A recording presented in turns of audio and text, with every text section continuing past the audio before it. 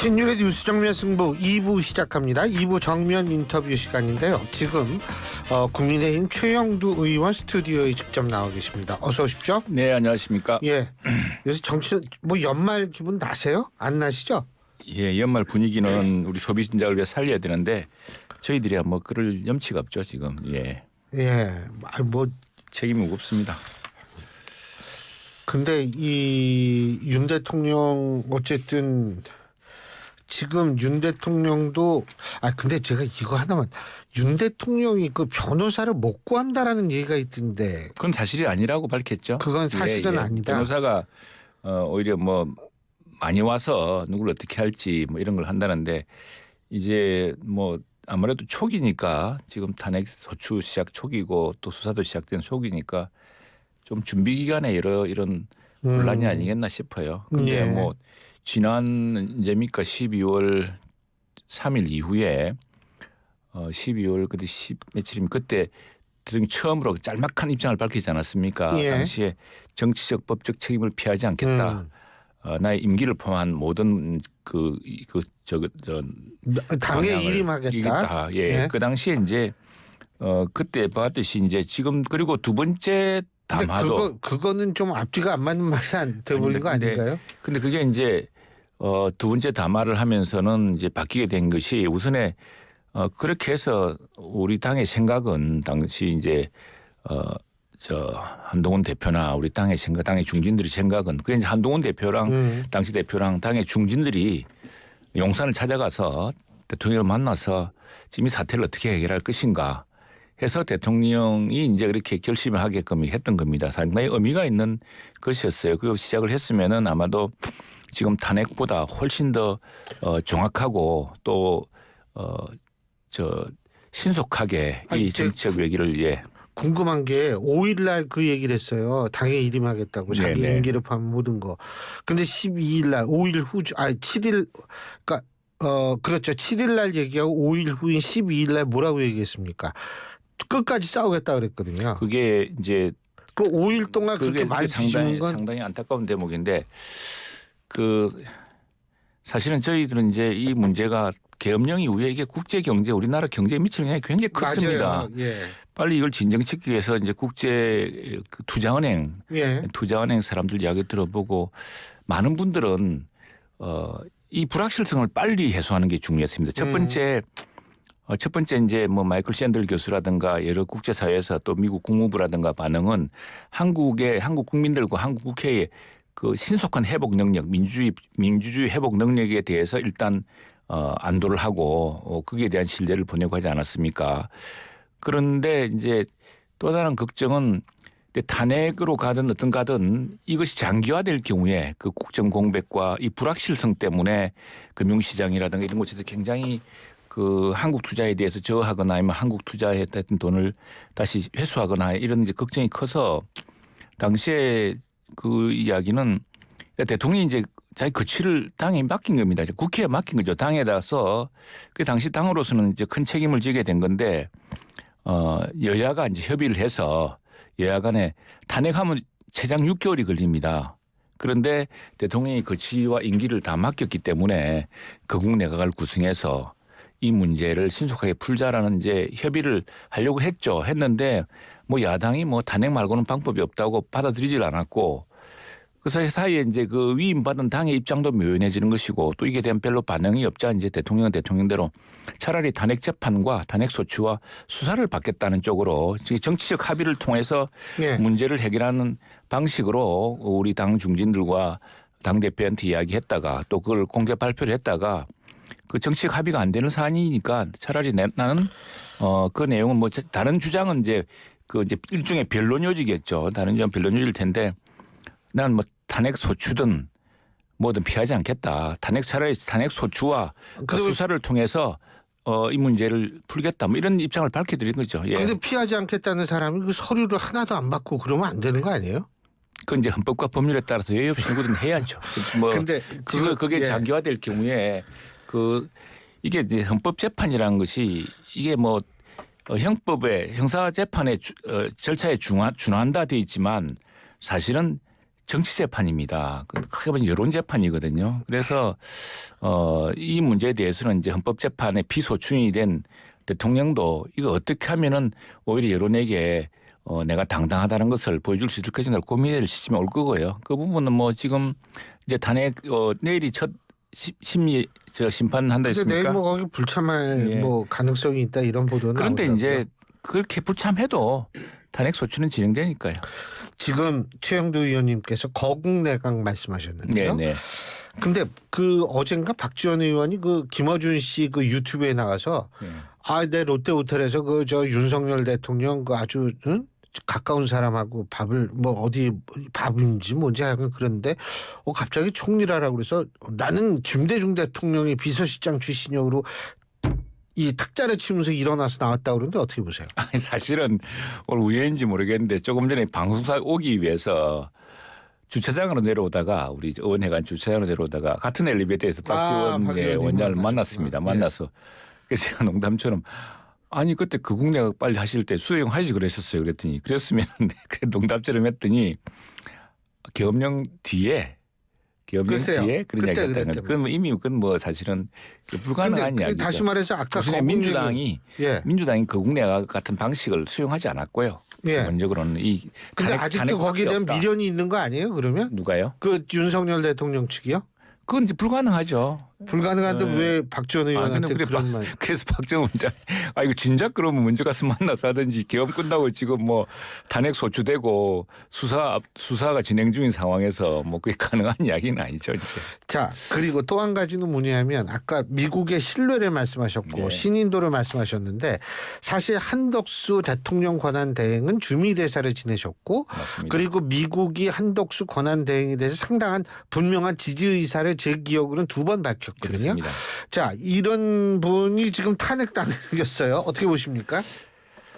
결국에는 저는 민주당이 실제로 못할 거라고 봅니다. 한다면 아마 엄청난 역풍을 각오해야 될 겁니다. 결국에는 민주당이 22대 국회에 들어와서 한 일이 뭡니까? 탄핵 줄탄핵이었습니다.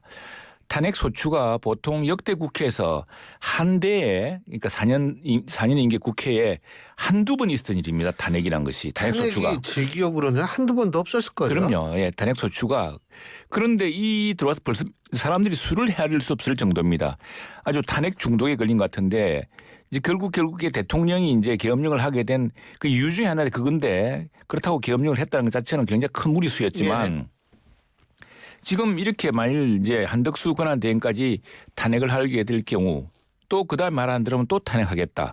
심지어 민주당의 누군가는 5명까지 탄핵해서 아예 국무회의를 마비시켜버리겠다 그러지 않았습니까? 매우 위험한 발상이고 무정부 상태로 가겠다는 겁니까? 이게 이 목적인지. 민주당은 개인적 아이디어 차원이라고 주장하고 있습니다. 네, 매우 위험합니다. 지금 민주당도 어쨌든 국회의 제1당으로서 계엄령 사태 이후에 그 정치적 불확실성 또 우리 한국 경제를 바라보는 불안한 시선들에 대해서 함께 책임지고 여야가 정부와 함께 그래서 이재명 대표가 원래 국회에는 상설협의체가 있습니다. 그럼 국회의장과 여야 원내대표 필요하다면 정책위 의장 여기에 이제 국무총리나 권한대행이나 또 필요한 국무위원이 하면은 여야정 협의체가 되는 거거든요.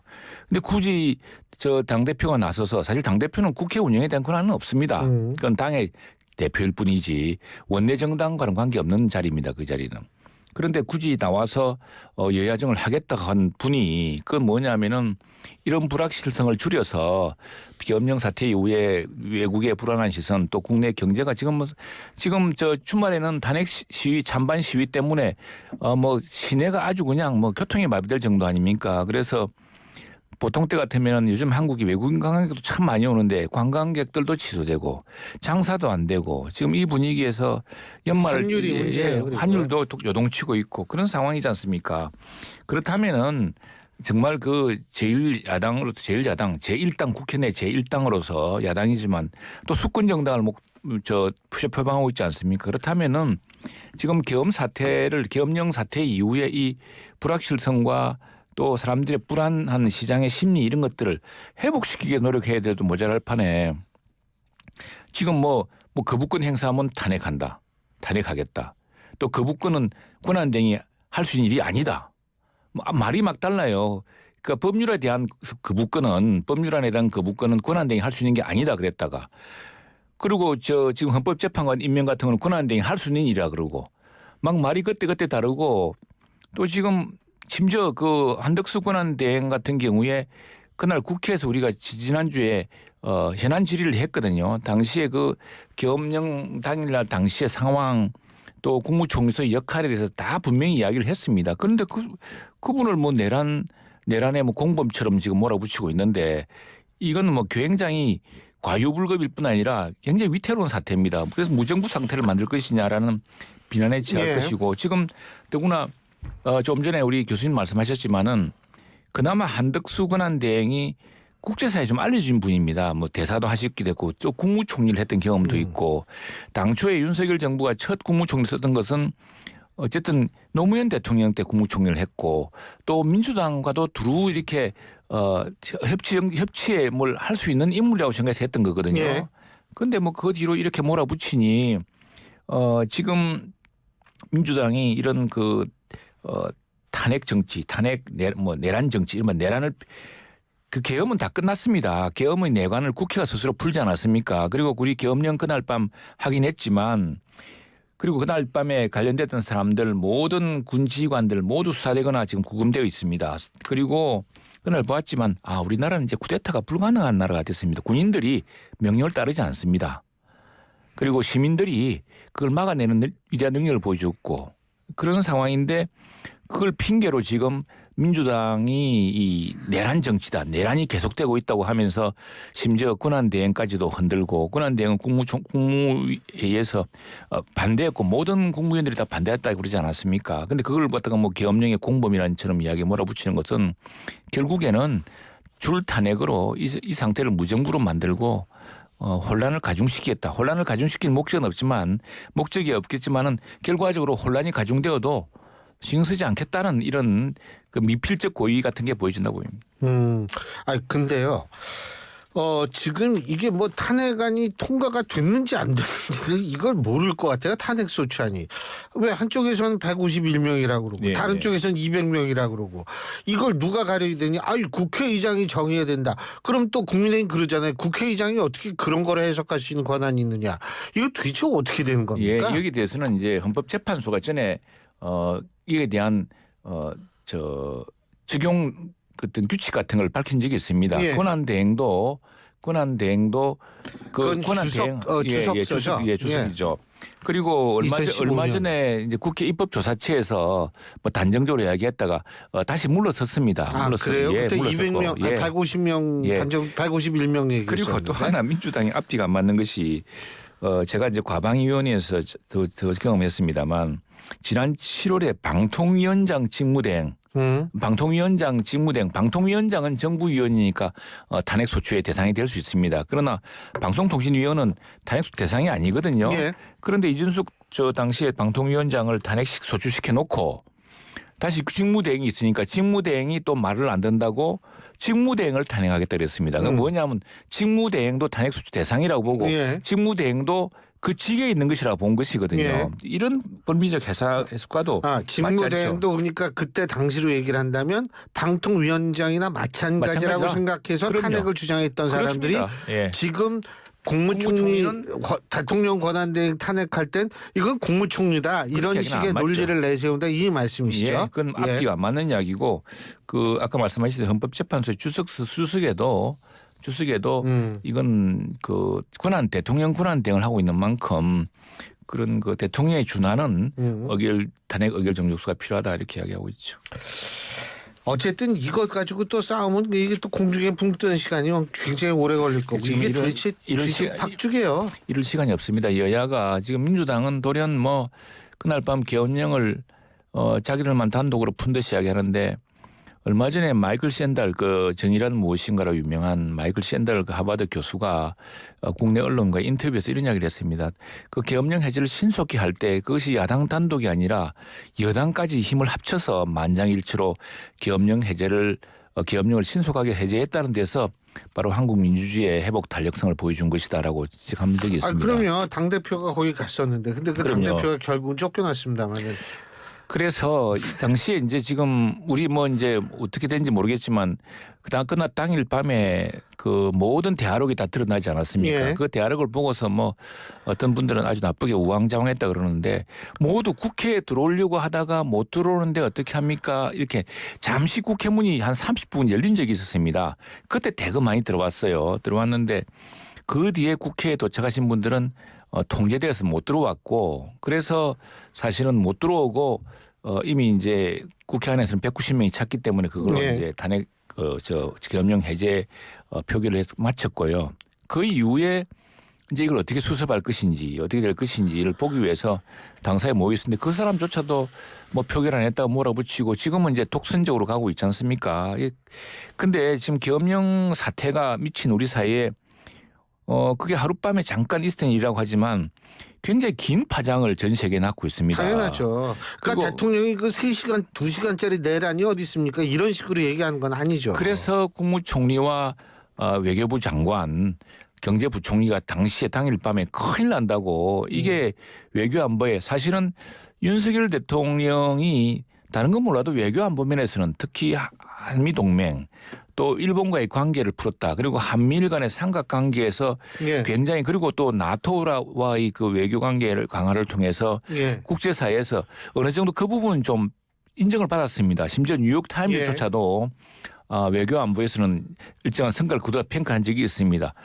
그런데 이 계엄령 사태 하나로 이제 국제사회에서는 그 지도자로서 외교에서적인 발언권을 가질 수 있게 된 것을 우선에 외교부 장관은 가장 걱정을 했고 두 번째는 경제적으로 이것이 국제 투자자들이 대한민국이 물론 K 한류의 본산이자 또 뭐 K 무비 또 여러 가지 그 우수한 제품이 많지만 그러나 그것을 인해서 외국 투자자들 외국 사람들이 대한민국을 보는 시선 그 계엄령이라는 것은 뭐 후진국에서는 있는 현상인데 어떻게 볼 것이냐에 대한 경제부총리의 걱정 또 모든 걸 경험했던 그 총리가 그날 국무회의를 소집하자고 한 것도 총리라고 합니다. 총리가 이제 이 계엄령을 선포할 것이라는 이런 이야기를 듣고서 이건 국무회의를 통해서 막아야 되겠다고 생각해서 총리가 소집했다고 하거든요. 그런데 그 사람을 지금 이렇게 막 내란 공범처럼 몰고 하는 것은 이건 내란을 빙자한 선동 정치요. 그리고 반대파들 조금이라도 자신들의 정치적 일정이라든가 정치적 그 목적에 거슬리거나 방해가 되면 내란으로 내란 공범이라는 말로 제거하겠다는 이런 정치적인 그 횡포 뭐 이상도 이하도 아니라고 생각합니다. 근데 그 윤 대통령은 지금 공수처의 소환 요구도 부정하고 헌법재판소에서 서류 좀 받으라고 얘기를 하는 것도 안 받고 있고 이거 어떻게 보세요? 그래서 이렇게 하고 싶습니다. 모든 국민 지위 고하를 막론하고 헌법과 법률에 똑같이 적용을 받아야 됩니다. 그건 지금 이제 이게 수사를 받고 있고 또 탄핵 소추에 이제 일종의 비소추인 된 거 아닙니까? 말하자면은 아직까지 그 탄핵 소추의 경우는 이게 공소가 된 거랑 마찬가지지 않습니까? 그러니까 형사재판으로 치면 피고인 상태거든요. 뭐 피고인의 어떤 이제 방어 여러 가지 방어권 뭐 이런 것들을 범위 내에서 지금 여러 이렇게 고심을 하거나 여러 지를 찾는 모양인데 결국에는 법률과 헌법과 법률에 따라서 이 부분에 대해서 특히나 또 그 계엄령에 대해서 또 달리 주장하고 있지 않습니까? 그렇다면 그 주장을 그 법정에서 당당히 밝혀야 된다고 생각을 합니다. 그런데 대통령은 SNS로 또 한 번 대국민 메시지를 발표한다. 뭐 채널A의 단독 보도 나온 모양이던데요. 그건 지금 카드라 이야기로는 믿을 수가 없죠. 온갖 이야기를 어떤. 근데 만일 이것이 그럴 필요는 있다고 보세요. 뭐 카더라 떠나가지고 뭐 할지 안 할지 모르지만. 근데 사실은 탄핵 소추에 있어서도 지금 지난번 박근혜 탄핵 소추 대통령 대형 재판 때는 한 번도 재판정에 출정하지 않았습니다. 이제 변호인들과 이제 탄핵 소추위원들 간의 공방, 여기 헌법재판관들의 질문, 심리 뭐 이렇게 계속 있었죠.